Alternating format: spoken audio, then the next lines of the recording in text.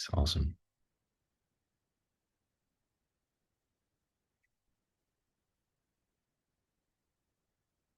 All right, I think we can officially start today's sessions. I don't have a presentation, so it will be more of a conversation. And feel free to raise your hand if you want to comment, if you want to chip in, or if you have a question. And of course, the chat is there for you as well to interact during the introduction about New Year's resolutions. I hope the invitation was also a trigger to join, because I'm going to share a secret recipe, a secret ingredient.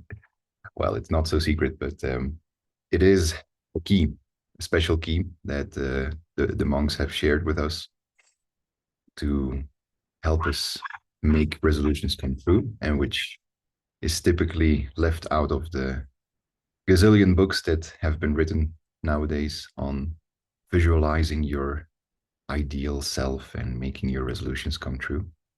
So that's the framing of today's session. And well, last day of January is also a good moment to take stock. I checked with Long Pisander to hear if one of the other monks had shared about this recently, and he said no, it's been a while. So the first month of the year is about to come to a close, and for most of us, the energy with which we set resolutions around New Year is also going down, especially in the northern hemisphere where it's still winter. Typically, the length of the short days, and I know this sounds a bit weird, but I mean the length of the period in which the days have been short is now really coming to a climax, and well, we're at the eve of spring. In a few more weeks, you'll probably start noticing how the days become longer, and that gives more hope.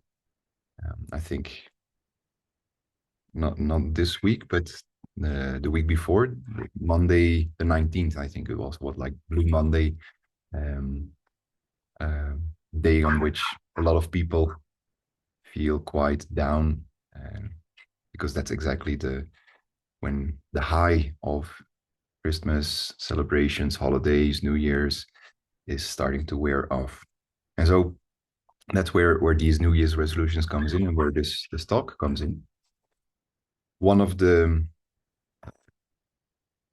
key challenges with setting resolutions in a period in which we are not our habitual self, not our usual self, and actually are in a boost of energy, boost of mental energy, often setting these resolutions, is that we tend to overachieve in setting these resolutions. We think like, oh, we're gonna do physical activity for every day, but it has to be like very intense and at least 60 minutes.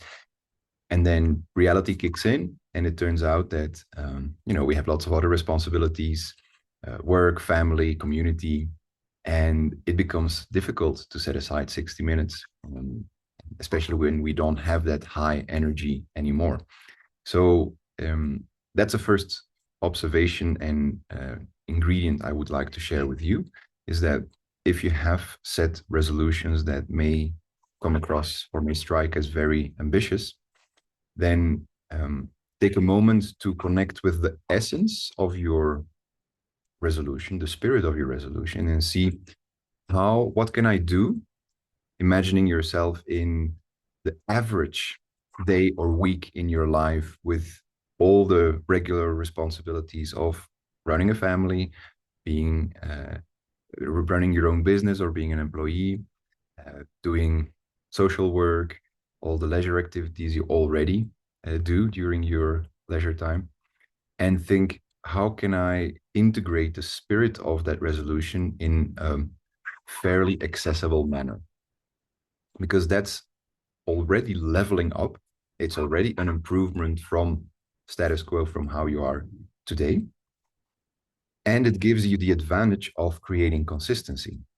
Because if you set too high an ambition for how to translate that resolution in a concrete activity, like I want to do sports activities every day and it has to be at least 60 minutes, then the threshold of reaching those ambitions is quite high. So maybe it's going at least every day on a 15-minute walk around the block. Yeah, no matter whether it's in the morning or the evening, or you take a break at work and you do that walk. So it becomes much more easy to live up to the resolution. And this is the first part with resolutions that have a very long time frame. And so it's not like next month I'm going to go on a holiday and I start planning, and by next month you either are on the plane or in the car or whatever means of transport that you're going to use. So it's quite short term. So it's quite easy to stick to it. But if you say 2 years from now, I want to have improved my key health markers of my physical body, that's already a medium to long term ambition that you have. And so it becomes more challenging to really stick to that resolution and how to translate it in your day-to-day life, because the goal is quite afar. Another very long-term resolution for most people who get married is committing to marriage, right? You're typically in the high of love when you say yes to each other, and then how many years do you still have that you aspire living together, and with all the challenges that arise in any relationship. It's human nature, but especially in such a close relationship as a marriage. So the same applies for the monks. Yeah? They commit to monkhood one day at a time, but of course after a while they aspire to continue being monks in some cases, and so the end period is not there. And how do you commit? And the key is day after day. So if those resolutions are not yet translated to a very tangible day-to-day task, which is feasible even in the average harsh combination of responsibilities that you have, then you're on the right track. Commit to starting 1 week, 2 weeks, 3 weeks of consistently implementing, like Kathleen shares, meditating every day. So you can set a goal like, I want to make sure that at least all of January, every day I want to meditate 15 minutes, half an hour, whatever makes sense for you and is leveling up from your current practice.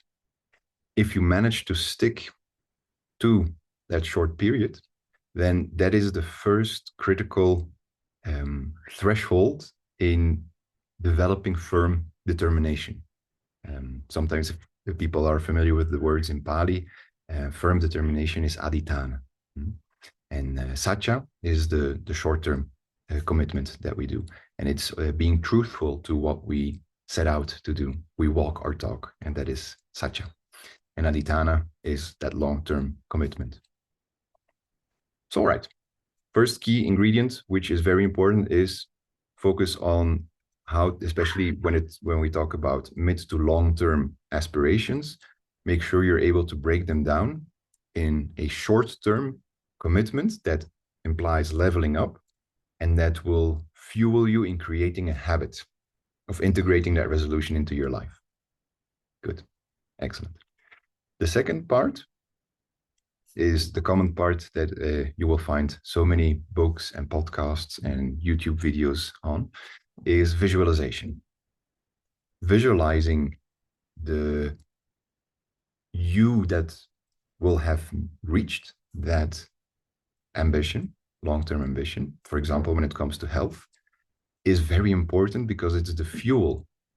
It's the energy that helps you drive and get to your destination. And the best way to fuel up is not just to have a vague picture of, oh, I think I will feel much better and much more flexible if I integrate more flexibility exercises, if I start taking care of my food, if I start paying much more attention to having not only enough sleep, but quality sleep, and so on and so on. But the key is to visualize yourself as if you were already that person, and imagine how you feel. How does it feel to have knocked off 5 or 10 years from your chronological age. Your physical health corresponds to someone who is 5 or 10 years younger than a typical person your age. How does that feel? What does it allow you to do?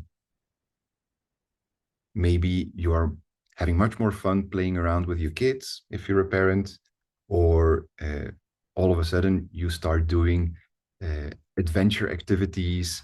You're much more out in nature. You're able to do your job in a much sharper way, or you're more productive, and so on and so on. So you can imagine all these aspects of your life. How are you differently participating in those aspects? And how does that feel? So not only visualizing literally in the visual sense, but also in the kinesthetic sense of the word visualization. How does it feel being able to do all that? And all these elements combined make a very tangible visualization. You can even convert it into a mood board. Yeah? So you can get pictures, you can make a collage and hang it somewhere as a visual reminder of that visualization of your medium to long-term ambition. And then that is that fuel, that motivation of keeping on going. So once you have established that you're able to walk the path short term, you can start extending those periods of commitment, especially when we're talking about some commitments that require years and years. And you convert them into a very tangible, sensory tangible visualization, not just visual, but also sensory, maybe even if you're more auditive in sounds. Yeah. What are the sounds associated with those new versions or dimensions of you? And now we get to the final secret ingredient that I promised you, and that is peace energy. Why peace energy? Well, most of you are regulars here in this space, because I remember several faces from last time, which was, I think, 2 or 3 months ago that I was in this space. So kudos on keeping that continuity. What happens when we meditate? What is meditation? Meditation is the practice of cleansing the mind of all negativity, of all the reactions that we have manifested in our day-to-day between one meditation and the other. And if our meditation lasts long enough and we manage to clean all of those negativities from what we have accumulated between meditations, we can start cleansing even deeper. We can go back to the past, the day before, the week before, the month before, and so on and so on. And that's the basic principle of meditation as a cleansing practice of the mind, right? Remember that there are, I don't know if I should say remember, I don't know if any of the teaching monks has ever explained that there are typically 2 stages in meditation. There's a stage of cleansing and there is a stage of purification. The cleansing part refers to cleaning up all the dirt that we have accumulated, either by being exposed to sources of negativity or by negative karma, right? By responding and letting the mental viruses of ignorance, of rage, of greed dictate our behavior and our responses to the stimuli that we capture, right? So that's the cleansing part. Once we have finished that cleansing part, and the key or the indicator of finishing a cleansing part is that our mind is able to stay still in the center, right?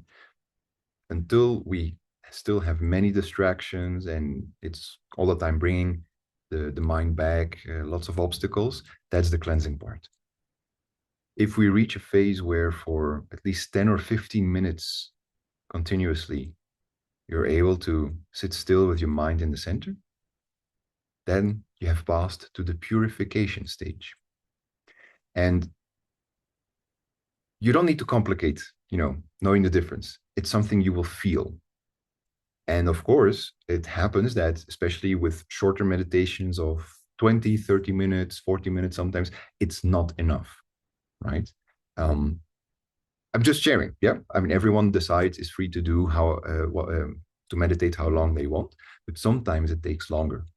Yeah. And that's why sometimes meditations of an hour or an hour and a half are important so that we really can get through that cleansing part and reach the purification stage, if that is something you want, to purify your mind further. The cleansing and the purifying of the mind have as an outcome a clearer mind, right? And what are the benefits of a clear mind? Well, that we can better appreciate reality as it is. The clearer and the purer our mind is, the easier it becomes to refrain from engaging in behavior that will accumulate negativity or that causes negativity, even on a very subtle level. And of course, that is extremely beneficial in general because we avoid accumulating negativity and mental dirt. But when we then translate it to resolutions, clarity of mind helps us to identify the right behavior which is coherent, which matches our resolution. And it will become a lot easier to identify obstacles, to anticipate obstacles, and to already be mentally prepared not to engage with them, not to divert, not to get distracted. So that is why the basic recommendation of the teaching monks when it comes to visualization is that we do it at the end of the meditation. Long John, I think he comes here sometimes. One of my teaching monks, he has a list, I think, of at least 1 or 2 full pages of resolutions that not only have to do with personal growth resolutions, but also wishing for health for himself, for his family, wishing for spiritual growth, and so on. So he has that long page, and he says every day, and that's another very important part when it comes to visualizing in connection with peace energy, it's to do it consistently every day. And that will help us to solidify that adhitthana, that firm determination to abide by our resolutions. And so it's after a good meditation, when we have ideally reached that refinement stage, and when we have shared loving kindness, then we can open a space in our meditation to visualize all those aspirations, all those good wishes for ourselves, for our family, for our community, for the whole world, for the whole universe. Because it's with that peace energy that we give also that visualization an extra boost. And it gives us the necessary mental strength after the meditation throughout the day to remember how we want to live, integrating all those elements that we wish for ourselves. I'll take a moment to pause my explanation. I mean, this is more or less the content I wanted to cover, but I love to hear if what I said makes sense to you, if it was clear, if you want me to maybe clarify one or the other aspect, and how you feel listening to this. Does this motivate you? Does it resonate with you? What does it trigger in you? Feel free to share. Jeroen, go ahead. A little bit inspired by this, Tom. Particularly the meditation part. That's something that I think the right English words is that's something you can relate to and admire. It's also challenging. So for me, it would be really the next step up because you are correct.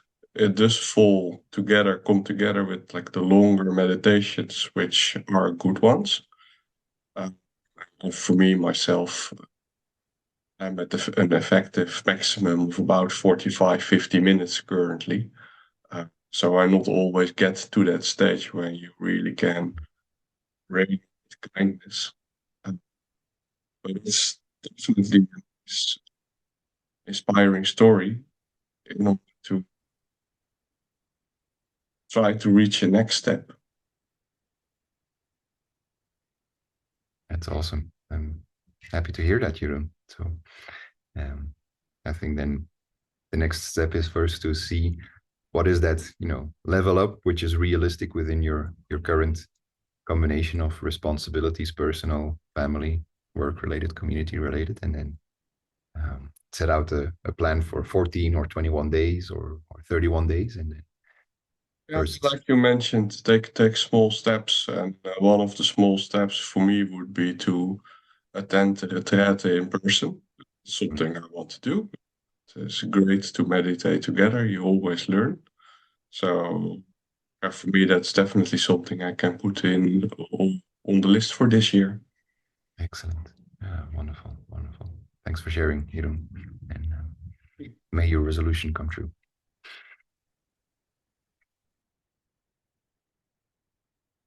Julie shared in the chat that she found it very informative. Thanks for sharing. Anyone else would like to give a comment, whether it resonated, whether it inspired, or whether it made sense or not, or if you want some extra clarification, happy to do so.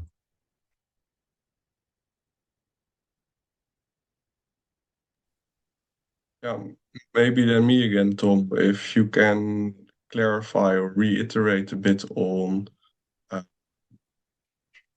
you mentioned also with Long P. John, like at the end of a meditation, you then start to visualize the,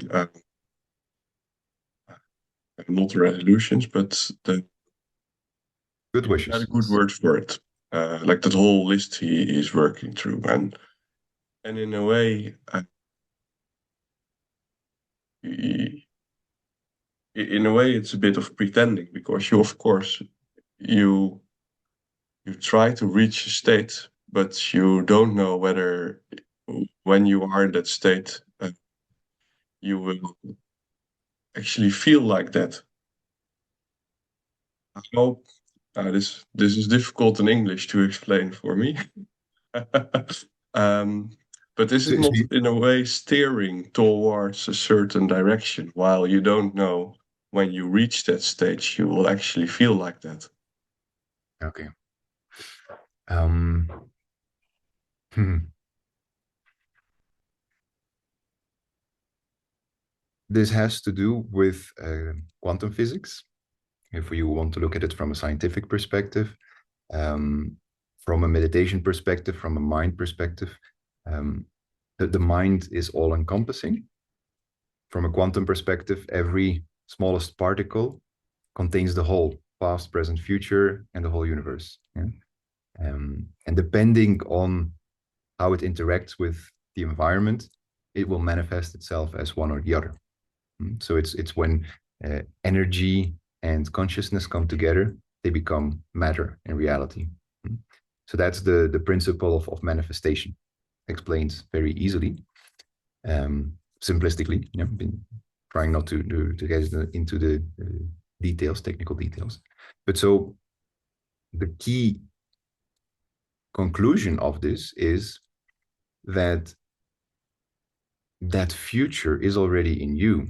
And one image that comes to mind, which I like a lot, is the notion of the fact that we are already, all of us are Buddhas, fully awakened persons.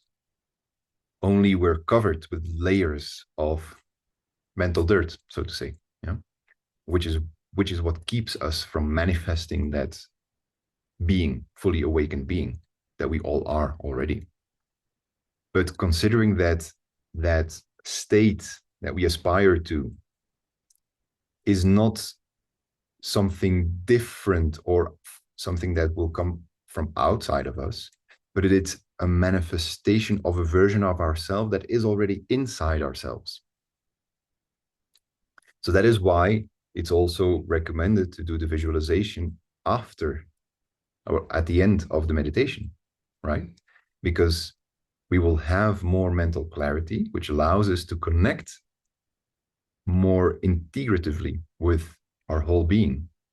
with all those aspects and manifestations of our consciousness.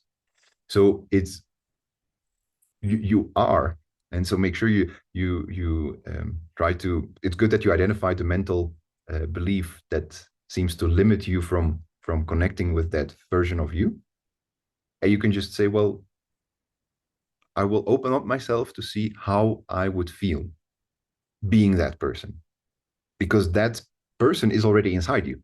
Yeah. So it's not about you connecting with something outside you, but really connecting more deeply inside with a part of you that is simply just waiting for you to create the right conditions so that it can manifest itself. So that's one part of the answer. Um, the second part has to do with I sense a bit like a notion of, aren't you manipulating your behavior in a way, right? Or conditioning your behavior. And well, that's another reason why it's very important to set resolutions at the end of a meditation, again, leveraging your mental clarity. Why would you set resolutions that would harm you? Normally, we set resolutions that will benefit us, right? So, in which sense would you think it may negatively affect you, creating the conditions for a better version of yourself?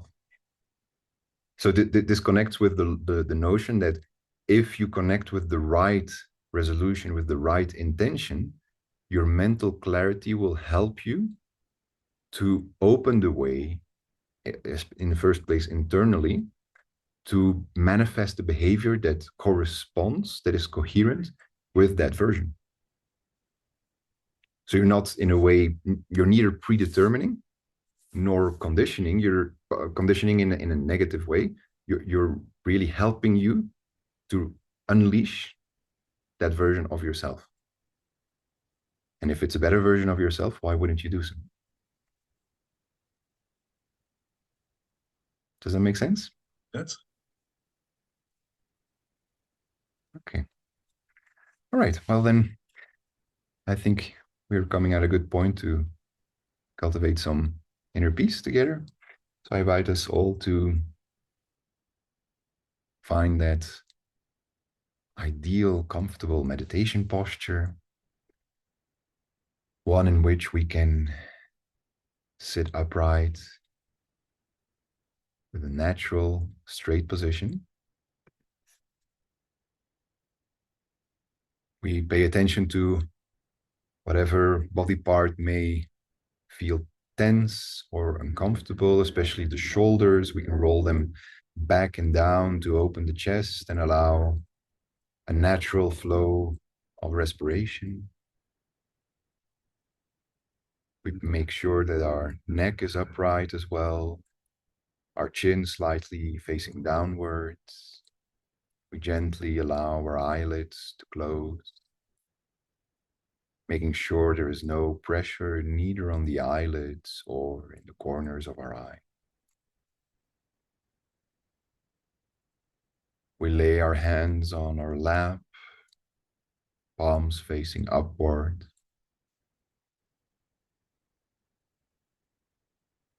And we start taking a few slow, deep breaths in and out,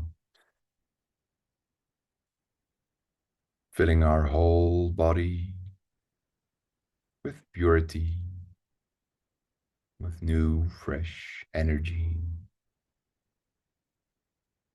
And as we exhale, we release any tension, whatever weight we are carrying, whether it's physical, emotional, or mental.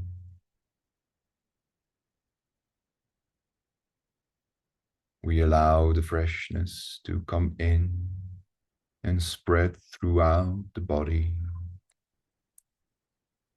dissipating whatever tension may be still lingering in our body.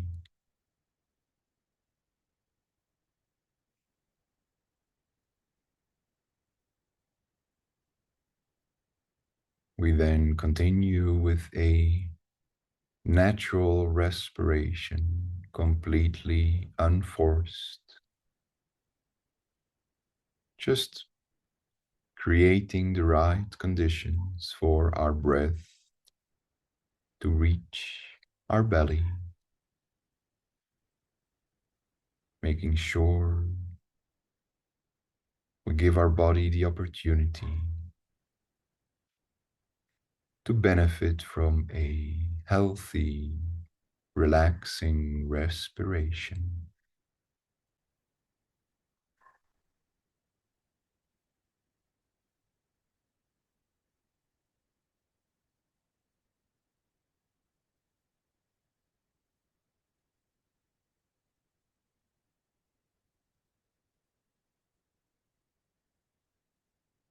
We allow each part of our body to relax, to release tension from the top of our head all the way down to the tips of our toes. We allow our head to relax, all the head muscles, the muscles in the face, the muscles of our scalp, our ears and eyes, our tongue, our jaw, our teeth. Gently,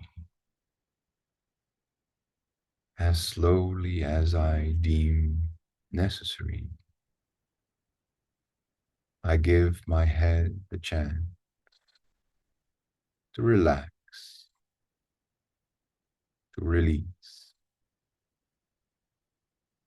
to enter in a deep state of relaxation.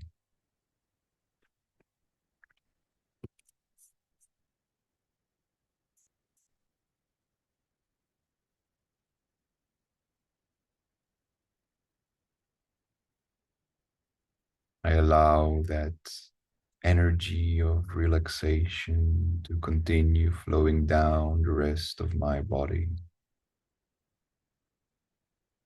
down my spine, my neck and shoulders, my arms, all the way down to my hands and fingers. And I can feel the skin relaxing, the muscles and the bones relaxing. I can even feel the joints relaxing easily, comfortably, and very naturally.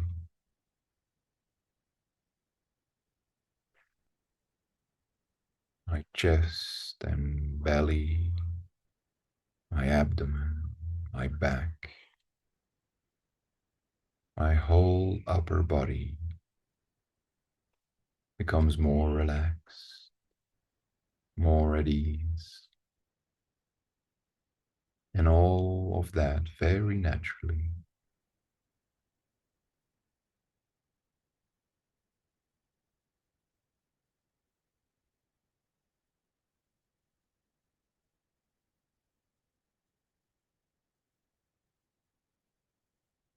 My legs, my buttocks, my nether parts, and my feet, they all join the rest of my body in that very same deep state of relaxation,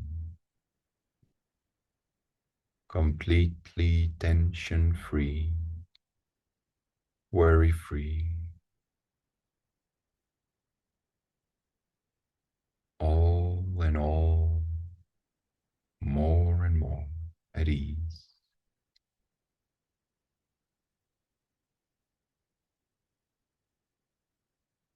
Now that my body is fully relaxed and comfortable, I take a moment to double check that my posture is still comfortable as well. And if need be, I make a few small, gentle adjustments so that I won't be interrupted by any physical discomfort later on, so that I can fully dedicate my attention to relaxing my mind, to cleaning it from all impurity, and to purify it to deeper levels of clarity.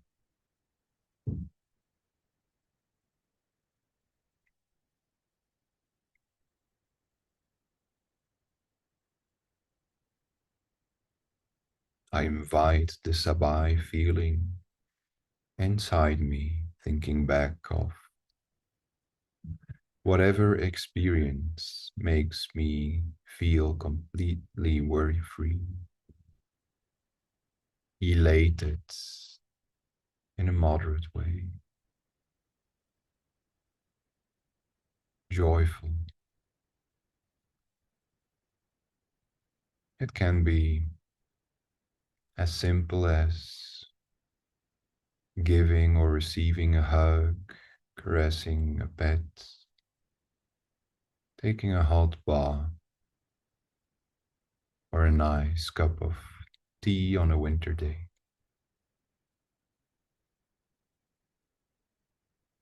Whatever fills you up with that inner warmth and well being, with positive energy. I invite that memory, that feeling to be present right here, right now, inside me.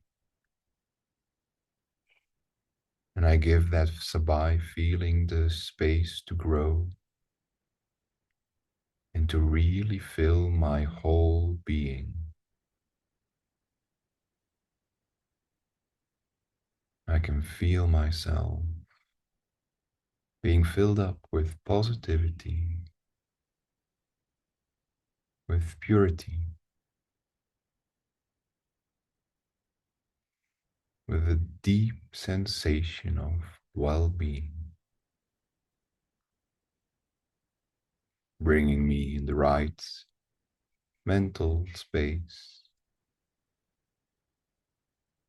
to focus my attention on my respiration, observing the flow of air going in and out of my body.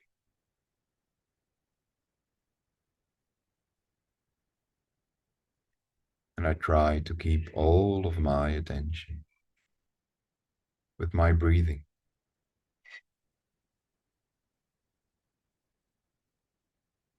just observing the airflow.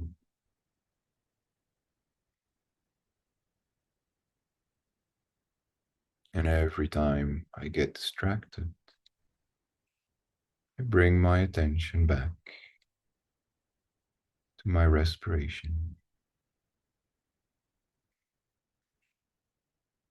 sharpening my ability to remain focused on one single object.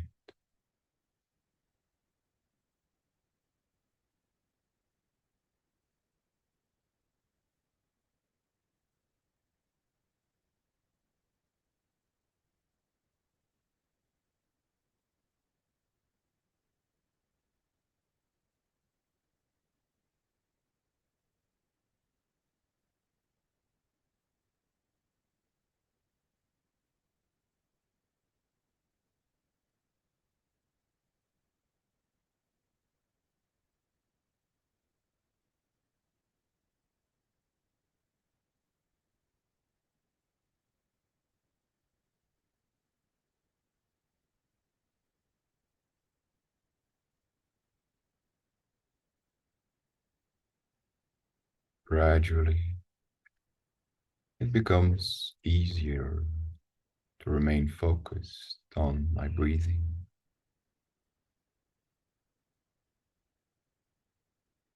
And I start becoming more attentive, more aware of the ending point of my in-breath, somewhere in my belly, in my abdomen.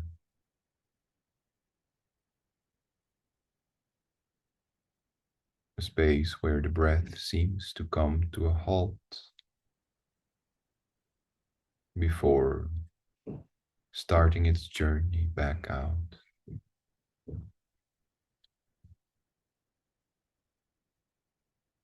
And I notice that without forcing anything, there is a small moment, small space of nothingness in between the in breath and the out breath.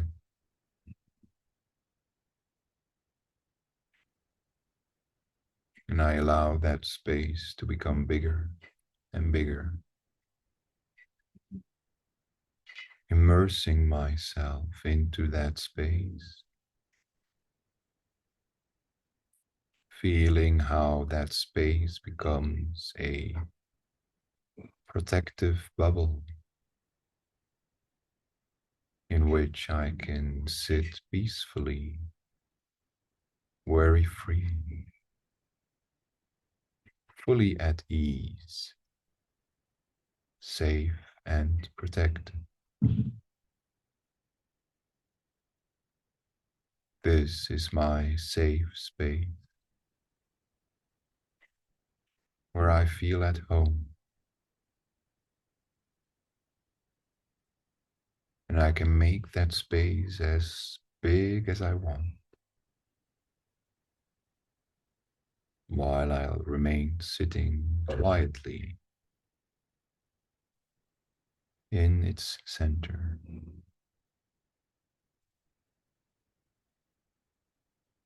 The center space is the safest space to be, where all my worries, where all negativity starts diluting, leaving only purity and peace energy.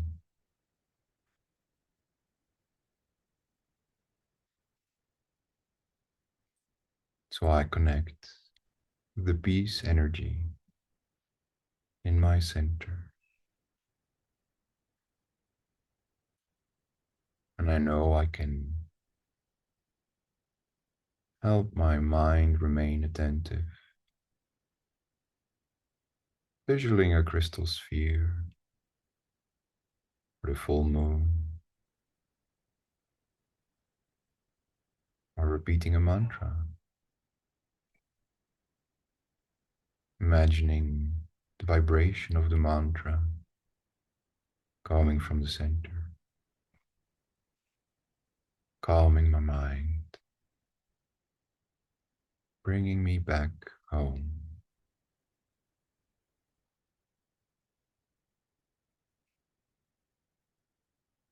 Samma Arahat, Samma Arahat, Samma Arahat, Samma Arahat, Samma Arahat,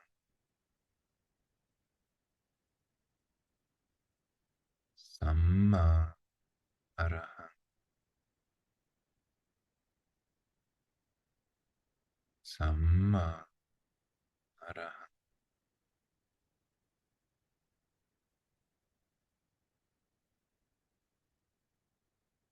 and so I continue, visualizing the bright moon, repeating the mantra, following my own rhythm and pace, until my mind can remain still for longer periods, uninterruptedly in the center,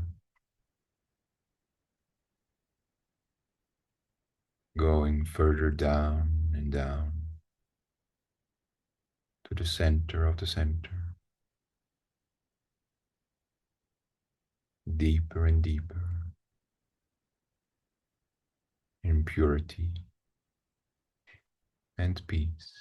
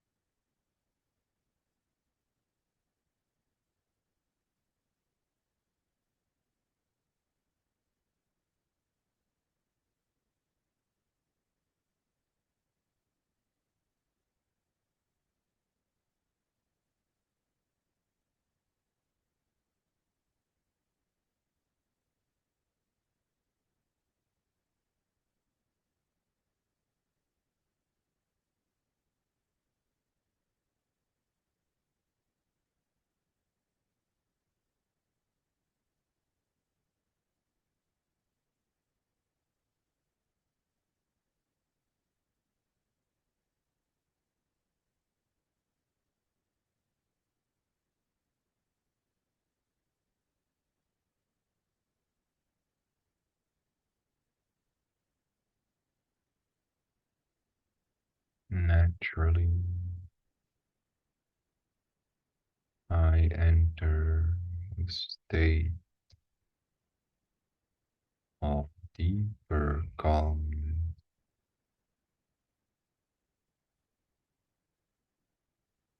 maybe even weightlessness, as I connect more deeply with the peace station in my center, still feeling completely protected and safeguarded by the bubble around me,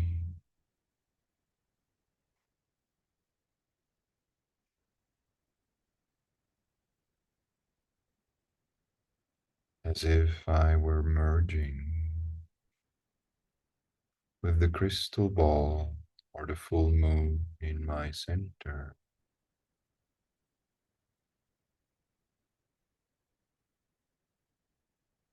The vibration of the mantra, diluting all distractions and obstacles,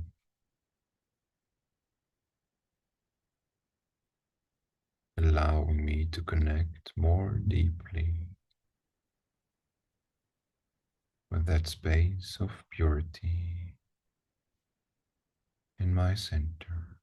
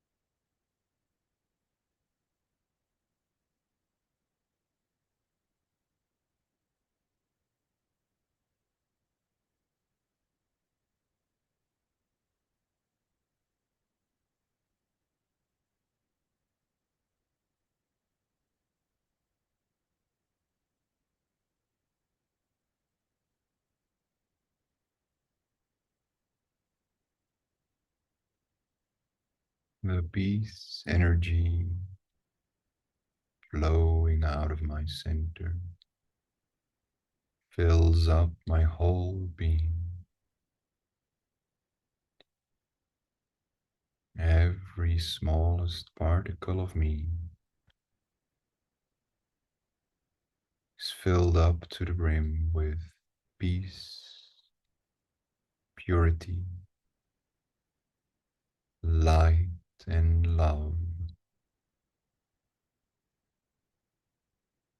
I am peace.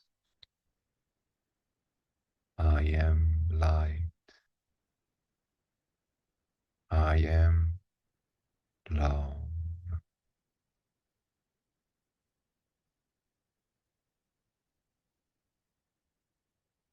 And I'm so full of peace, light, and love that I wish to share this with all beings around me, nearby and far away, known and unknown. May all beings be peaceful.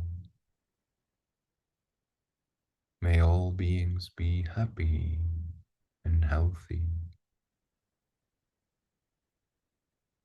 May all beings find peace inside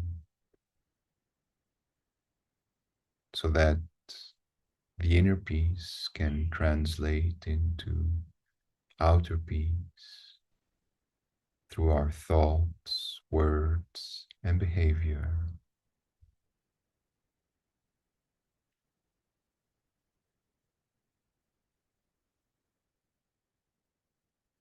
So we share our loving kindness, remaining in the center from where the peace energy irradiates in all directions and all dimensions, covering the whole planet, even the whole universe, with our peace energy.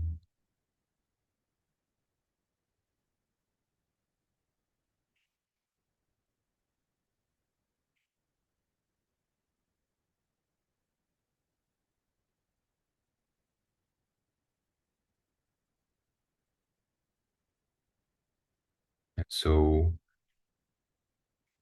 we are in a state of deep purity, great peace energy. And we take a few moments to connect with our intentions, with our resolutions, with our good wishes, taking the time to properly visualize them and fuel them up with our peace energy, whether they are resolutions of personal well being, physical health, emotional peace, mental clarity, professional success, economic stability, prosperity, for ourselves, for our loved ones, for our community, for the whole world.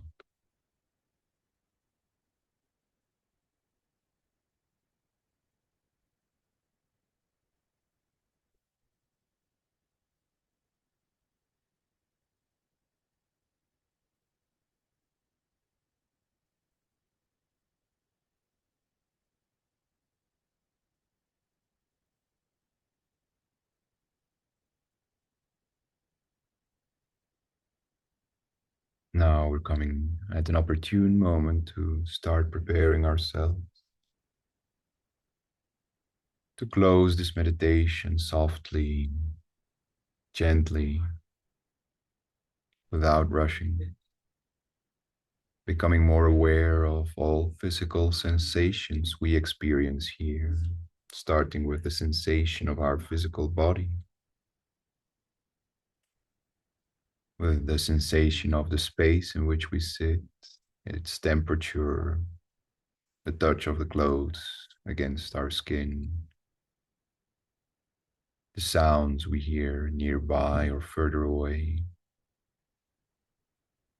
That is how we accompany our mind to slowly emerge again on the surface of our being,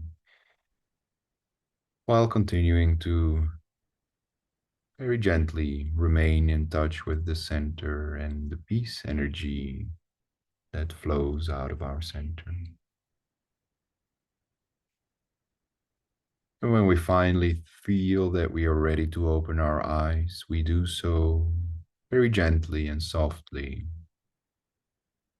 in gratitude for having given us the opportunity to meditate together, to share inner peace, to cleanse our mind. And as we open our eyes and close this meditation, we can give the smile to the world as a concrete expression of sharing our inner peace. We open our eyes and come to an end of this meditation, giving our body the opportunity to relax. If some parts have become tense, we can gently move our neck, shoulders, legs, whatever you feel is necessary to continue that state of well-being, both mentally and physically.